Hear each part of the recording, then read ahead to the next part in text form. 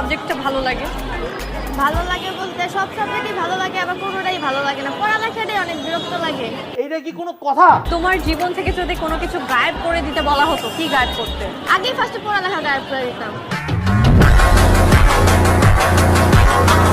আর কি ভালো লাগে? ভালো লাগে যে ঘুরবো ফিরবো খাবো দাবো, এটাই। এটাই একদম রিল্যাক্স ফিল। হ্যাঁ, Have a relax. See you not for mind. সংসার সুখের হয় রমণীর গুণে, সংসার দুঃখের হয় কি কারণে? টাকা পয়সা না থাকলে।